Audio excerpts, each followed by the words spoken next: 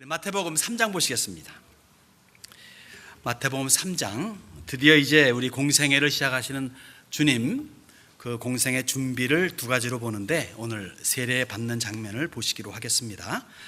마태복음 3장 13절 말씀 봉독해 올립니다. 이때에 예수께서 갈릴리로부터 요단강에 이르러 요한에게 세례를 받으려 하시니 요한이 말려 이르되 내가 당신에게서 세례를 받아야 할 터인데 당신에게로 오시나이까? 예수께서 대답하여 이르시되 이제 허락하라. 우리가 이와 같이 하여 모든 의를 이루는 것이 합당하니라 하시니 이에 요한이 허락하는지라. 예수께서 세례를 받으시고 곧 물에서 올라오실새 하늘이 열리고 하나님의 성령이 비둘기같이 내려 자기 위에 임하심을 보시더니 하늘로부터 소리가 있어 말씀하시되 이는 내 사랑하는 아들이요 내 기뻐하는 자라 하시니라. 아멘. 여러분, 이 지역에서 그래도 좀 산다는 사람들이 사는 동네가 포토맥이겠죠? 포토맥에 이렇게 가다 보면은 정말 큰 집들이 있더라고요. 가정합니다. 여러분들이 그 큰 집 중에 하나의 주인입니다.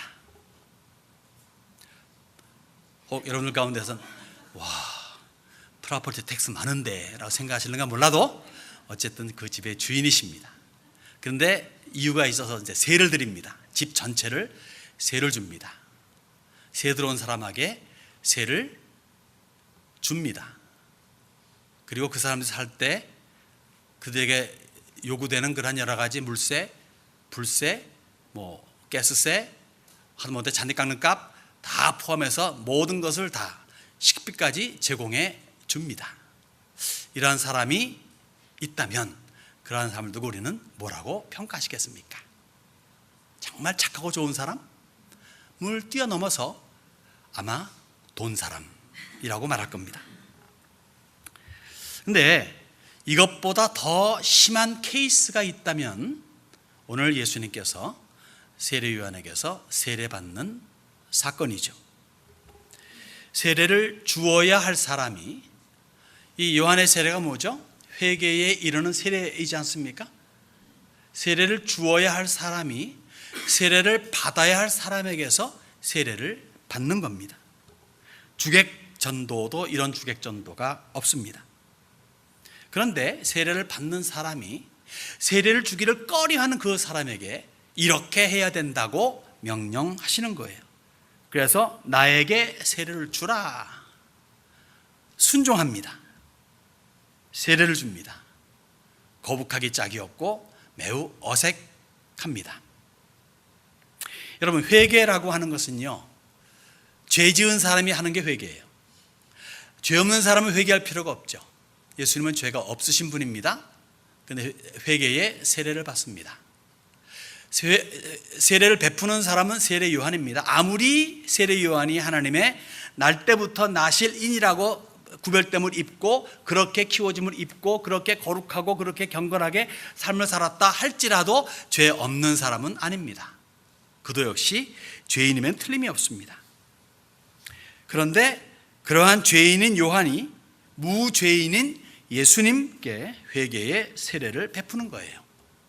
어떻게 보면 상상할 수가 없죠. 이해가 안 되는 겁니다.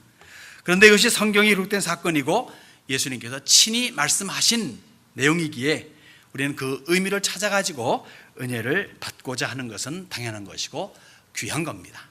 이 귀한 일에 동참하는 이 시간이 되기를 바랍니다. 먼저요, 우리 세례 받은 때를 한번 볼까요? 누가복음에는 이렇게 3장에 기록되어 있죠. 우리 지난주에 보았듯이 예수님께서 세례를 받을 때쯤은 한 30세가 되었을 때입니다. 공생의 시작을 30쯤에 했다고 그러죠. 그리고 지난주에 우리 계산해 보았듯이 그때는 주후 1년에서 시작되는 것이 아니고 그래서 30세쯤이니까 주후 30년이 아니라 계산 착오로 말미암아 4, 5년 정도가 미뤄졌기 때문에 그래서 한 주후 26년경에 우리 주님께서는 세례를 받았다 싶습니다. 자, 나이가 30이다 할 적에 우리는 그냥 30에 시작했구나 하지만 그 30의 나이를 한번 생각해 보십시오. 여러분들의 30의 나이를 생각해 보십시오. 그리고 그러니까 10대 때는 어떤 느낌이 듭니까? 20대 때 어떤 느낌이 듭니까? 그러나 30대와 40대는 어떻고 5, 60대, 7, 80대 어떻습니까? 어떻게 보면 인생에서 가장 팔팔하고 제일 좋은 때가 30대가 아닌가 생각하죠. 이때에 주님은 공생의 삶을 시작하셨습니다. 구약에서도 제사장은 30부터 시작하게 되어 있어요. 가장 나름대로는 있고, 그리고 힘있고 할 때, 그리고 뭔가 앞뒤를 재할 수 있을 만한 나이가 되었을 때, 그리고 인생에 어떻게 보면 가장 황금기 시절 때, 이때를 주님 앞에 드린다 라고 하는 의미에서 제사장 역할을 한다 그러면 예수님께서도 아마 이러한 측면에서 30의 나이에 시작하지 않았나 싶고요. 그래서 우리에게 무엇을 알려줍니까? 고로 우리도 인생의 황금기에 주님께 헌신하는 우리가 되어야 된다는 거죠. 여러분의 인생이 지금 황금 시절을 지나가고 있습니까? 라고 질문한다면 아마 많은 분들은 이미 지났슈 라고 하는가 모르겠는데, 이 말씀을 듣고 아 그렇구나 라고 깨달음이 있다면 바로 그 순간이 황금기입니다. 왜냐하면 내일은 오늘보다 더 늙어지기 때문에 그래요. 과거는 돌아갈 수가 없습니다. 지금 나이가 그런 젊은 나이라 그러면 그 젊을 때에 주님께 드리는 것이 마땅한 거라는 얘기예요. 아이 뭐 다 늙어서 예수 믿지 뭐, 아이 뭐 마누라 갈 적에 마누라 치맛자락 붙잡고 올라가지 뭐 하는 것은 정말 멋모르는 이야기이죠. 가장 좋은 때 주님께 바치시고, 가장 좋은 때가 어제도 아니고 내일도 아니고 바로 오늘임을 기억하시기 바랍니다. 혹시 압니까? 또 오늘 밤에 또 무슨 일이 벌어질지 아무도 모르는 거예요. 그렇기 때문에 우리는 지금 일하는 이 순간에 내가 어떻게 하면 하나님 앞에 드릴 수 있을까 생각하는 것이 좋다는 겁니다.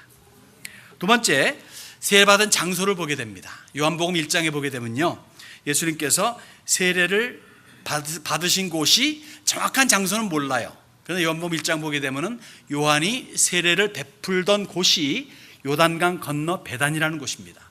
예수님께서 잡히시기 직전에 있던 그 곳 베단이라는 동네는 베들레헴 바로 옆에 있는 예루살렘 바로 옆에 있는 곳이고, 그것 말고 같은 이름의 도시가 바로 요단강 건너편 베단이에 있었습니다. 거기로 분명히 갔을 것이라 요량이 됩니다. 예루살렘이라고 하는 신앙의 중심지가 아니라 예루살렘에 비하면 변방지역, 그것도 요단강 건너니까 어떻게 보면 이방인들이 있는 그런 곳에서 세례를 베풀었다 할 적에, 우리의 삶에서는 역시 우리도 우리 인생의 변방을 볼 수 있는 안목이 필요하고, 우리가 살아가는 삶에서 변방에 있는 것들 내지 사람들을 볼 수 있는 안목이 필요한 거예요.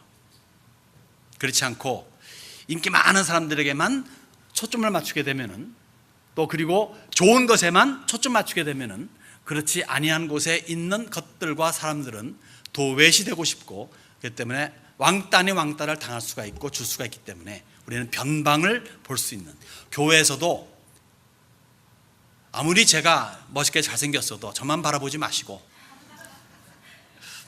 좀 이상하네, 좀 그렇지 못하신 그런 분들도 보면서 그들의 웰페어를 볼 수 있는 안목이 필요하다는 거죠. 거기에서 놀라운 사건이 벌어질 수 있는 것은 이 베다니 여기에서 이스라엘을 변화시키는 기가 막힌 회개의 사건이 시작되었기 때문이죠. 하나님 하시는 일 항상 그렇지 않아요? 저 나사렛에서 자라셨습니다. 예수님의 사역의 대부분이 갈릴리에서 벌어졌습니다. 예루살렘이 아니란 얘기예요. 언제 우리나라에 복음이 들어갈 적에 저 왕궁으로 들어갔습니까? 그러지 않잖아요. 어느 나라나 복음이 들어갈 적엔 저 없고 가난하고 헐벗고 그다음에 따돌림 받는 그러한 천민 계통으로 먼저 복음이 들어가서 확산되는 거 아니겠습니까? 그러한 곳에서 놀라운 일들이 벌어진다면 그러한 은혜를 접하기 위해서 우리의 삶에서도, 내 삶에서도 변방을 볼 수 있는 안목, 다시 말해 안 보이는 것을 볼 수 있는 안목이 필요하다는 것이고, 들리지 않는 음성을 듣는 것이 필요하다는 겁니다. 아멘입니까? 세 번째 볼 사항은요, 세례 시 자세, 세례를 받을 때 주님의 자세 한번 볼까요? 오늘 본문에 주님께서는 어디에서 어디로 갑니까? 갈릴리로부터 요단강에 이르러 요한에게 세례를 받으러 가십니다. 물론 이 갈릴리라는 이 호수에서 이제 요단강이 시작되면서 뭐 갈릴리 위에도 조금 이렇게 강이 있지만은 대서 이제 그 사해까지 내려가는 거 아니겠습니까? 지금도 여러분들이 이제 혹시 무슨 이 성지를 가본다 할 적에 그 갈릴리로 가면요, 거기도 한 군대가 있어요. 그 하류 갈릴리 호수의 이제 한쪽 끝에 요단강으로 내려가는 거기에 뭘 만들어 놓고 거기서 사람들이 세례를 베풉니다. 많은 사람들이 세례를 받기도 해요. 각종 종류의, 그러니까 이 크리스찬이티라고 하는 이름을 가진 곳에서 와가지고 뭐 어떤 프리스트라든가 목사 이상한 옷을 입고 허연 옷을 입기를 하나 뭐 이렇게 해가지고 세례를 베푸는 걸 저도 봤습니다. 거기서 베푼다 그러면은 뭐 갈릴리 유역이니까 하지만은 요한이 세례를 베풀던 것이 그 훨씬 미치기 때문에 한참을 아마 하루 정도를 걸어와야 되지 않을까 생각이 들어요. 그것까지 걸어오셔서 그리고 세례를 받으십니다. 세례를 베풀기를 꺼려하는 요한에게 그렇게 하라라고 하시죠. 세례 요한이 누구죠? 대단한 분입니다. 저 세례 받으러 오는 사람들에게 세례를 베풀고 회개를 시키는데 저 멀리서 오는 한 부류를 보더니 이 독사의 자식들아 라고 말씀하십니다. 왜? 따지러 오는 사람들이니까, 불신으로 오는 사람들이니까. 그러한 서기관 바리새인들을 가차없이 꾸짖는 요한, 담대한 요한이 예수님 앞에서는 마치 고양이 앞에 쥐같이 제가 세례를 받아야 할 터인데요 라고 말합니다. 거기에 예수님께서 이렇게 하라, 이렇게 하시오 라고 하는 것은 이 세례에 대한 것조차도 이 주도권을 쥐고 있는 분은 바로 예수님이란 얘기예요. 그러하신 예수님께서 나사렛에서 요한을 불러서 이리 와서 나에게 세례를 베풀도록 하거라 할 수 있는 건데, 그래도 냉큼 달려올 수도 있는 건데 그렇지 않고 친히 오셨다고 하는 것은 우리의 믿음의 삶이 어떠해야 된다는 것을 보여주는 단면도죠. 여러분, 교회 믿음의 생활을 한다, 교회를 다닌다 할 적에 거기에 가장 대두되는 단어는, 돋보이는 단어는요, 따라해 보십시오. 섬김입니다. 모든 것이 섬김으로 돼야 돼. 내가 교회를 어떻게 섬길 수 있을까? 내가 당신을 어떻게 섬길 수 있을까? 이런 거지, 섬김을 받으려 한다는 것은 우리 주님의 뜻에 어긋나는 겁니다. 교회가 날 위해 해준 게 뭐가 있어 하는 것 자체가 말이 안 되는 겁니다. 교회는 항상 속한 모든 성도들은 서로가 섬기려고 하는 자세를 가지는 거예요. 하나님께서 질서를 위해서 나름대로의 어떤 직분을 주셨지만 그 직분 자체가 하다못해 당회라 할지라도 이것이 명령 내리는 단체가 아니라, 그 그룹이 아니라 통해서 어떻게 우리가 잘 인도함으로 말미암아 주님을 섬기고 성도들을 기쁘게 할 수 있을까 하는 섬김의 자세로 그렇게 나아가는 거죠. 그래서 이러한 자세가 아니라면은 교회는 문제가 벌어지고 성도와 성도 사이에는 갈등이 일어납니다. 왜 교회가 싸웁니까? 지잘나서 그런 거 아니겠어요? 지잘난 게 없으면 싸울 일이 있겠습니까? 없죠. 그렇기 때문에 섬김의 자세는 뭡니까? 낮아진 자세예요. 당신이 나보다 더 낫습니다, 나는 당신보다 더 낮아진 자세에 있습니다 할 적에는 갈등이 있을 수가 없는 거죠. 그래서 모든 권속들은, 우리 세미한 식구들, 모든 성도들은 섬김의 자세를 가진 것이 마땅한 줄로 아뢰요. 네 번째 볼 사항은요, 세례를 받으실 때에 나타나는 현상들을 봅니다. 부산물이라 제가 표현하긴 했지만은, 첫째로 하늘이 갈라지는 사건이 벌어지죠. 우리가 읽은 마태복음과 또 누가는요, 하늘이 이렇게 열렸다라는 표현을 합니다. 하늘이 열리고. 그런데 마가만 하늘이 갈라지고라는 표현을 써요. 두 헬라 원어가 다릅니다. 그런데 마가는 그렇게 나가다가 15장 들어가 가지고 예수님께서 테텔레스타이, 다 이루었다 하고 돌아가실 적에 그때 휘장이 위로부터 아래로 쭉 찢어졌다 그러잖아요. 그 찢어졌다는 단어가 같은 헬라어입니다. 갈라졌다는 단어, 찢어졌다는 거예요. 무슨 말인가 하면은요, 하나님께서 대제사장만 들어갈 수 있는 지성소의 휘장을 찢어냈다면은, 그래서 모든 이로 하여금 누구든지 지성소 안으로 들어갈 수 있게끔 하였다면, 그래서 우리들은 다 제사장이라 이거예요. 베드로 사도가 말했듯이. 그렇게 했다면 예수님께서는 하늘과 땅을 잇는, 다시 말해 그동안에 막혀있던 죄의 담을 허물고 찢어버리는, 무너뜨리는, 그래서 잇는 역할을 하신다는 거죠. 그러한 중개자라는 겁니다.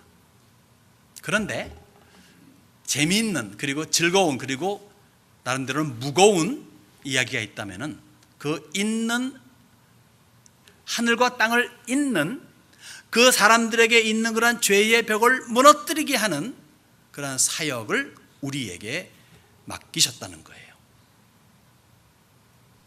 이것은 우리에게 준 특권이기도 하고 책임이기도 하고, 그리고 어떻게 보면 무거운 일이기도 합니다. 그러나 맡겨주셨습니다. 우리의 할 수 있다 없다를 기다리시는 분은 아니에요. 마치 요한에게 그렇게 하라라고 하심에 요한이 하였듯 우리 주님께서 그 있는 역할을 이제 나 부활 그리고 승천 이후에 너에게 맡긴다 할 때 우리는 아멘 하고 따를 뿐입니다. 천사들에게 맡기지 않았어요. 천사들은 할 일이 뭐냐? 추수할 때 추수꾼입니다. 다시 말해서 하나님의 성령께서 사람들을 우리는 알리는 일이죠. 변화시킬 적에 천사들은 나중에 그것을 추수할 때만 도움되는 분들이지, 전도할 적에 전도의 책임을 맡겨주지는 않았어요. 그 책임은 누구? 우리에게.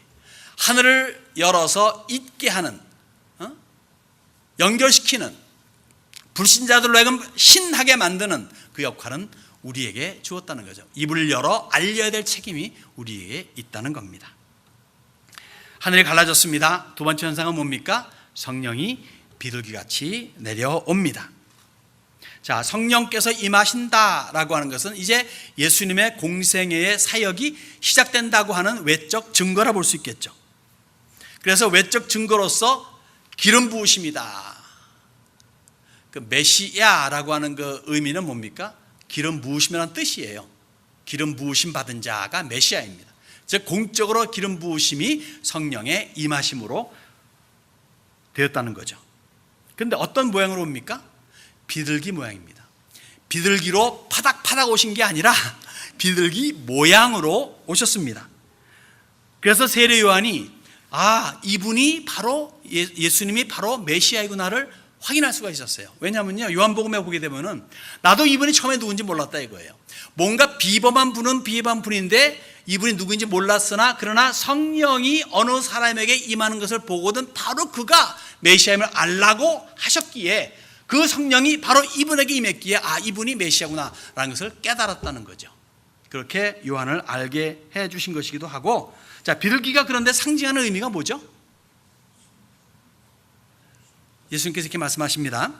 보라, 내가 너희를 보냄이 양을 이리 가운데로 보냄과 같도다. 그러므로 너희는 뱀같이 지혜롭고 비둘기같이 순결하라. 비둘기는 순결의 상징이죠.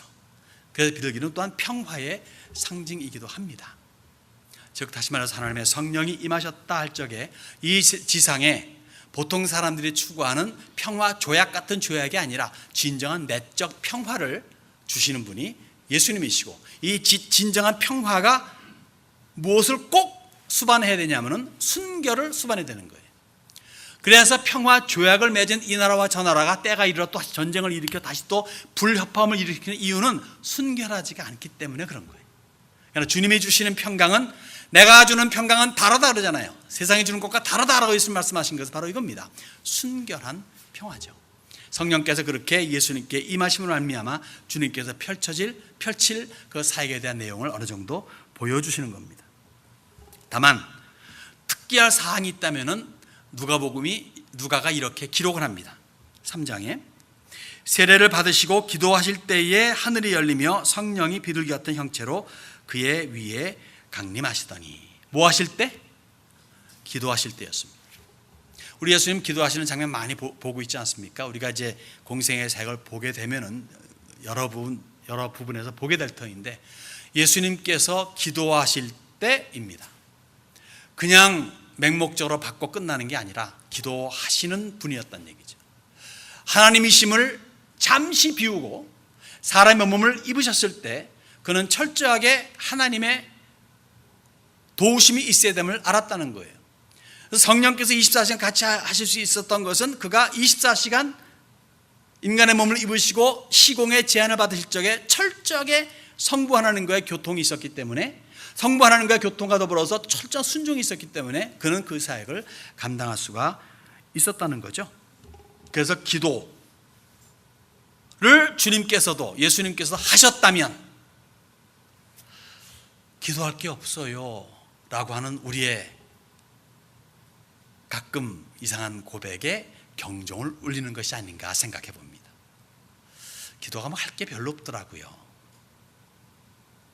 그거 아닙니다.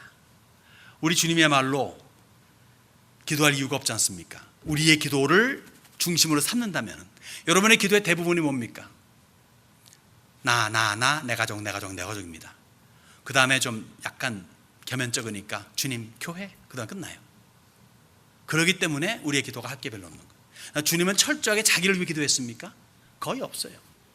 오히려 아버지의 영광을 위해서, 나라는 그런 식으로 항상 아버지의 영광이 우선이었고, 그러기 위해서 해야 될 일, 영혼을 구원하는 일 등등의 모든 신경을 썼죠.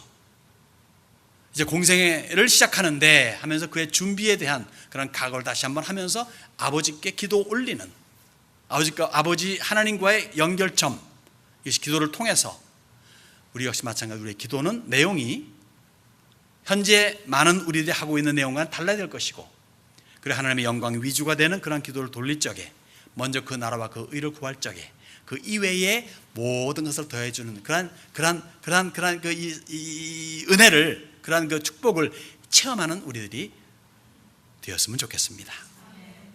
세 번째 현상이 있다면요, 부산물이 있다면은 하늘에서 소리가 납니다. 무슨 소리입니까? 너는 내 사랑하는 아들이라 내가 너를 기뻐하노라. 이것은요, 세례를 받는 순간만이 아니라 하나님 아버지께서 성자 예수님의 그동안 30년의 삶을 인정하시는 장면이에요. 너 지난 30년 동안 정말 내 뜻대로 100% 살았다, 인정한다 이거예요. 그리고 앞으로 3년 반 동안 펼쳐질 공생애 역시 내가 인정하겠노라 이거예요. 우리 하나님 앞에서 과거와 현재와 미래는 아무런 의미가 없습니다. 우리 하나님은 시와 공을 초월하시는 분이다. 시간 개념이 없으신, 그래서 예수님의 미래 생활도 이미 인정하시는 그러한 말씀이 내가 너를 기뻐한다, 내가 너를 사랑한다, 이 표현으로 나타나시는 거죠. 우리 역시 내가 너를 인정하노라, 내가 너를 사랑하노라, 내가 너를 기뻐하노라 하시는 주님의 칭찬을 들으시는 우리가 되었으면 좋겠습니다. 자, 보세요. 예수님의 이 순간이 얼마나 크고 중요하면은 성삼위 하나님 다 나타나시고서 하겠습니까? 이 세례받는 이 이유가 뭡니까? 이 땅에 오신 이유가 뭡니까? 세례받는 이유가 뭡니까? 앞으로의 공생의 3년의 생활의 이유가 뭡니까? 그래서 자기 자신을 나타내시려고? 그거 아니잖아요. 죄 많은 인생들을 구원하시려고. 즉 구원 때문에 이 세례 사건이 있다면은, 여러분, 구원이 얼마나 귀하고 중요한 것을 10분 깨달아야 됩니다. 한두 번 그저 전도하고 나는데 안 되면 그래 난 지옥 가라, 난 천당 간다, 이게 아니라는 거예요. 사실 한 사람이 구원받기 위해서는요, 많은 사람들이 거쳐가더라고요. 내가 한마디 쫙 기가 막히게 연설했다고 해가지고 나 예수 믿겠어 하는 사람은 거의 없대요. 그리고 나 때문에 이 사람이 감동을 받고 이제 예수 믿기로 했다 그러면요, 그 이전에 벌써 여러 사람들이 이미 전도를 해서 그 마음속에 씨가 들어갔다고 말을 하더라고요. 그래서 구원은 연합작전이고, 구원은 여러 사람들이 인볼브 되는 건데, 나라는 사람이 이 사람한테, 누구한테, 전도의 대상자들한테 복음을 전할 때 쉽게 낙심하지 말자는 얘기죠. 그만큼 귀하고 중하고 그리고 아름다운 것이라는 얘기입니다. 이것이 이루어지면 그 열매에 대해서는 우리가 하늘나라에서 만끽할 수 있는 복된 것이 되는 줄로 믿습니다. 마지막으로 세례의 의미를 보겠습니다. 굉장히 빨리 가죠. 저도 대견할 정도로 빨리 가고 있습니다. 자, 세례의 의미를 제가 7가지로 봤는데요. 이거를 이제 10분 안에 끝내려고 하는 그런 기가 막힌. 첫째는 뭐냐면 확인입니다. 세례는 곧 확인입니다. 세례 요한의 사역이 성취되는 것과 맞물려 예수님의 메시아 사역이 시작됨을 알리는 공적인 확인이에요. 이제부터 요한은 쇠해지기 시작해야 됩니다. 사실 요한의 회개의 세례는 주님을 준비시켜주는 작업이잖아요. 주님이 오셔서 이 세례를 받았다는 얘기는 그 순간 이후 1분 후에 죽어도 요한이 없다는 겁니다. 그렇지만은 어디 인생이 그렇습니까? 또 계속 그도 역시 회개의 세례를 계속 베풉니다. 그래서 이게 맞물리는 시간들이 같이 접히는 시간이 있는 거죠. 그러나 요한이 스스로 고백했듯이 그는 흥하여야겠고 나는 쇠하여야 하리라. 무엇을 우리에게 가르쳐 줍니까? 나는 날마다 죽노라 한 바울의 고백이 우리의 고백이 되어야 되겠죠. 성도들이요, 너무 살아서 문제예요. 너무 살아있기 때문에 교회 분쟁이 많습니다. 자기를 죽이면요, 자기를 낮추면요, 싸울 일이 없더라고요. 이제 부부간에도 이제 뭐 할 적에 내가 이렇게 하라고 했잖아. 그러면 언제 그렇게 말했어? 뭐 그런 식으로 나가잖아요. 근데 좀 나이가 들어보세요. 서로 잊어먹는 게 쉬워요. 그래가지고 싸울 수가 없어. 내가 지금 기억한 게 맞나? 마찬가지로 어느 때이든 간에 우리 주님이 너 자신을 낮춰야 돼 하는 것은 너보다 남이 나아. 비교학적으로 그렇게 되는 거니까 항상 그런 자세를 가지자는 거예요. 그러면 싸울 일이 없습니다. 왜 교회가 분쟁이 많습니까? 내 의를 세우려고 그래서 그래요. 그리고 그 의를 세우려는 사람 물어보세요. 다 하나님의 의라고 말해요. 근데 왜 이렇게 하나님의 의가 다릅니까? 다르다는 얘기는 내 의란 얘기예요. 하나님의 의를 살려 내 의를 죽이고자 하는 것이 필요한 것이고, 내 의가 하나님의 의와 부합될 적에는 통일이, 연합이 이루어질 수가 있는 겁니다. 확인이죠. 두 번째, 세례의 의미는 시작입니다. 사실 예수님 엄청난 변화가 지금 일어나고 있는 거예요. 집을 떠나잖아요. 그리고 가족을, 홀 어머니를 두고, 아마 어린 동생들도 있겠죠. 여러 명의 동생들이 있으니까 뭐 어쨌든 있겠죠. 다 떠나는 겁니다. 그리고 자기가 그동안에 했고 가정을 부양했던 그러한 목수일도 떠나는 겁니다. 그리고 무엇보다 사생활을 떠나는 거예요. 이제부터는 나의 하는 모든 일이 일거수일투족 다 만천하에 드러나 보여지게 되는 삶을 살게 되는 겁니다. 그 길이 영광스러운 멋진 삶이 아니라 가시밭길이라는 거죠. 그것을 알면서 시작하는 공인의 삶입니다. 그래서 때로는요, 우리가 안정과 편안함을 떠나서 불편함과 어색함을 택할 수도 있어야 된다는 거예요. 여러분이 열심히 살지 않습니까? 미국에서. 왜요? 잘 살려고. 늙어서 편히 살려고. 그런 거 아니겠습니까? 틀린 거 아닙니다. 맞는 겁니다. 좋은 겁니다.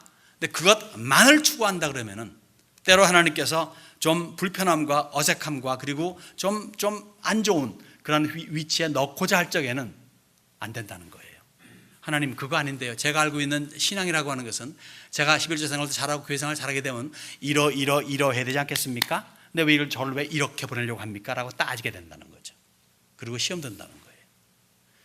우리 주님께서는 사생애라고 하는 편안한 삶을 뒤로 하고 이제는 공생애의 삶을 택하십니다. 시작입니다. 새로운 시작. 우리도 하나님께서 요구하시고 열어놓으신 길이 있다면 그것이 무엇이든 간에 아멘하며 따라 들어가는 새로운 시작을 할 수 있는 각오가 있는 게 좋다는 겁니다. 세 번째, 헌신입니다. 세례는 곧 헌신입니다. 아버지의 계획과 목적을 이루려고 자기를 부인하고 아버지의 뜻을 100% 따릅니다. 그렇기 때문에 우리 오늘 본문에 있는 것처럼 이와 같이 하여 모든 의를 이루는 것이 합당하니라 라고 말하는 거죠. 더 이상 예수님께서는 자기의 뜻을 펼치지 않습니다. 그래서 바리새인들이 힐난할 적에도 내가 아버지의 뜻을 따르고 있다 라고 그렇게 아주 공공연하게 말합니다. 내가 하는 모든 것이 아버지에서 비롯됐다 라고 말하는 거죠. 그 내 말이 틀리지 않은 것이, 내가 나를 나타내도 틀리지 않는 것이 나는 100% 아버지와 더불어 동행하기 때문이다 라고 그렇게 고백을 합니다. 우리가 예수님께서 이미 조건을 내거셨어요. 아무든지 나를 따라오려거든 자기를 부인하고 자기에게 주어진 십자가를 지고 나를 따를 것이니라. 누구를? 예수를. 누구만을? 예수만을 바라보고 살아가는 인생이 요구되는 거예요. 그것이 헌신이라는 거예요. 그 헌신이 이루어질 적에 모든 의를 이루게 된다는 겁니다. 예수님께서 이미 그렇게 보여주시고 있죠. 네 번째 볼 사항은 예상입니다. anticipate, 예상하는 것. 즉 주님이 받으시는 회개의 세례는 회개가 요구하고 있는 것, 다시 말해 죽음의 잔을 마시는 것을 말하는 거예요. 고난의 잔, 죽음의 세례를 말합니다. 그렇게 함으로 말미암아 모든 사람들의 죄를 짊어지시는 거예요. 죄값을 치르는 거예요. 그렇다면 그것이 이루어진 오늘날 우리는 한번 거꾸로 생각해 볼 수 있습니다. 거꾸로. 죽음을 향하여 가는 길이 있다면 그것에 대한 것이 곧 세례다 한다면 우리는 거꾸로 누구든지 교회를 향해 찾아오는 사람이 있다 하면은 그 사람에게는 무엇을 연상시켜 주는 게 좋습니까? 오늘도 교회 가면 또 싸우고 찢고 벗겠지 하는 것을 연상시켜 줍니까? 그걸 예상케 해주면 안 되죠. 누구든지 교회를 향해 올 적에는 천국이 이러한 곳이겠지, 이곳보다 더 좋은 곳이겠지 하는 그러한 예상을 집어넣어 주는 것이 마땅하지 않겠는가? 오늘날의 교회 모습은 어떻습니까? 오늘날 이 지구상에 존재하는 많은 교회들은 어떤 모습을 갖추고 있습니까? 교회를 가면 구원이 있다, 교회를 가면 진리가 있다, 교회를 가면 사랑이 있다, 소망이 있다, 믿음이 있다, 이런 것을 보여주고 있는 교회입니까? 그러한 우리 교회요, 우리들입니까? 다섯 번째 볼 것은요, 예비입니다. 예비, preparation. 성령이 임하셨다. 성령이 임하시면 참 사람으로 하나님의 뜻을 이행함에 철저하게 하나님의 도우심이 있어야 함을, 하나님만 의존해야 함을 보여주는 거예요.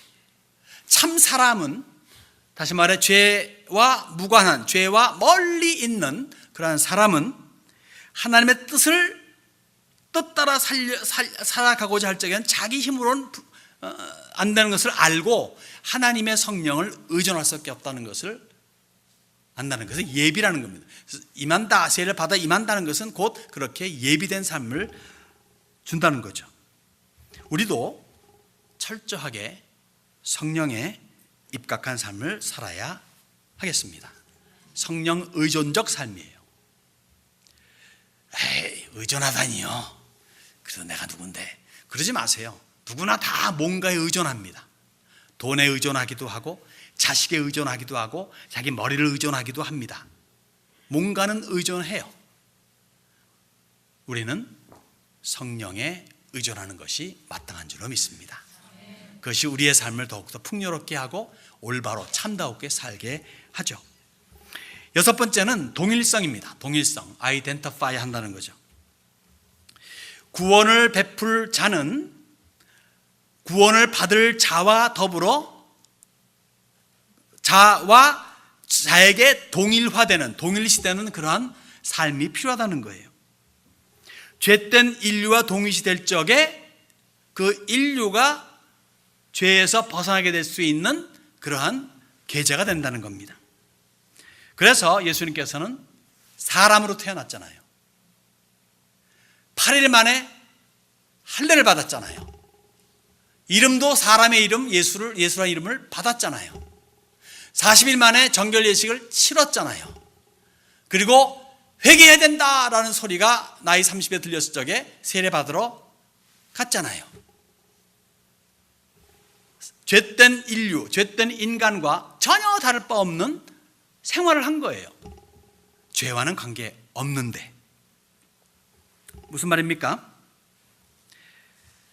세상 안에서 세상에 속하진 않았지만 그러나 세상에 속한 사람들과 섞여 사는데 그들에게 동화되지는 않는 그런 사람들이 크리스천들입니다. 그런 사람들이 저와 여러분입니다. 이건 제가 아이디얼하게 말씀드린 거예요. 그렇게 된다는 걸 말씀드린 거예요. 세상에 있습니다. 우리는 세상에 있지, 교회도 세상에 있지 않습니까? 그런데 속하진 않았다는 거예요. In the world, but not of the world. in과 of의 차이도 있습니다. 그런 식으로 우리는 이 세상 안에서 세상에 있는 사람들과 더불어 살아가면서 그들에게 동화되는 게 아니라 그들이 우리에게 오게 하는 그런 우성적인 역할을 해야 된다는 거죠. 그래서 그 중에 몇 사람이라도 우리 때문에, 나 때문에 예수 품에 안긴다면 그 상급은 여러분 빼앗기지 않습니다. 그 상급은 하늘에서 엄청나게 빛날 줄로 믿습니다. 7번째 마지막 볼 것은 실현입니다. 실현. 다시 말해 구약의 예언 성취는 구약이 말하는 바 메시아의 기름 부음을 약속하는 거예요. 즉 메시아가 오신다. 메시아 자체가, 메시아의 이름 자체가 그 뜻 자체가 기름 부음이라는 거니까 메시아 곧 기름 부음 받는 날이 오는데 그날이 곧 오늘이라는 거죠. 예수님의 세례로 실현되는 겁니다. 진짜 메시아의 공적인 나타남이에요. 그리고 2000년이 지났습니다. 메시아 예수를 증거하는 일은 우리의 몫입니다. 아까 말씀드렸듯이 천사의 몫이 아니에요.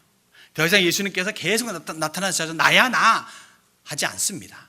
철저하게 우리에게 맡겨주셨어요. 그러므로 너희는 가서 그러잖아요. 가서. 그러므로 너희는 가서 할 때 가서는요 명령어가 아니에요. 그건 가는 것을 당연시 여기면서예요. 너희 갈 텐데 가서 세례를 주고 말씀이 나오는 겁니다. 당연히 해야 될 일이 우리가 예수를 증거하는 일이라는 거죠. 우리의 몫입니다. 여러분 그렇게 하고 계십니까? 해야 되는 건 알아요. 근데 이민 생활에서 뭐 사람들 만나는 똑같은 사람인데 이해합니다. 그렇지만 언제 준비되어 있는 자세는 가져야 되겠죠. 누구에게든지 간에 기회가 되었을 적에 예수를 알릴 수 있는 그런 책임과 특권을 우리에게 부여해 주셨습니다. 잘 활용하시기 바랍니다. 말씀 마치겠습니다. 이상한 소리 하는 사람들이 없지 않아 있어요. 다시 말해 예수님께서 세례받을 때 그분은 그냥 사람이었어. 우리와 똑같은 사람이었어. 그런데 세례를 받을 때 성령이 임하시면서 그때 그리스도가 예수님 앞에 임했어. 그래서 예수 그리스도가 된 거야. 그래서 신적 존재가 된 거야.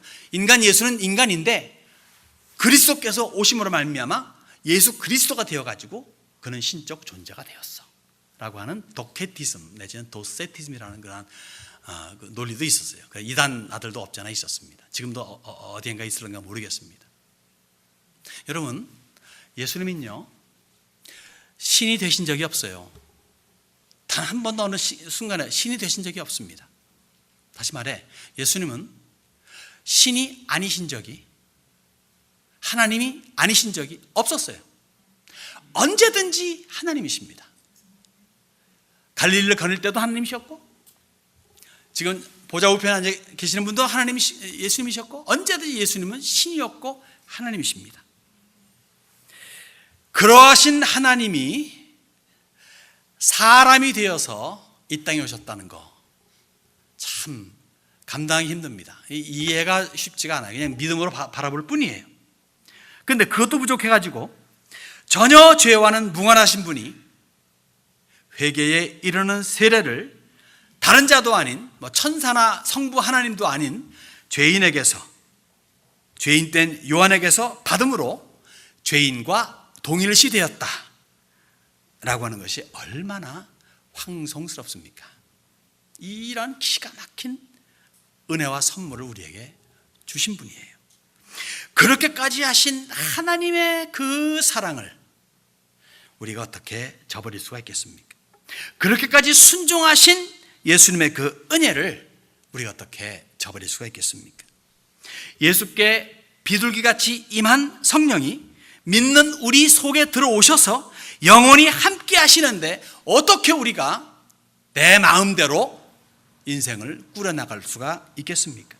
오히려 성령의 내적 소리에 귀 기울이면서 그분의 뜻에 맞추어 살고자 함이 마땅한 거 아니겠습니까? 그래야 불신자들이 우리를 보고 예수를 믿게 될 수 있을 겁니다. 그것이 우리가 이 땅에 존재하는 큰 이유가 아니겠습니까? 이 땅에 오신 예수님을 알리는 삶, 이 땅에 오셔서 그 기가 막힌 일을 하신 예수님을 높이는 삶, 이 삶의 둘째 가라면 서러울 여러분들이 되시기를 주님의 이름으로 축원합니다.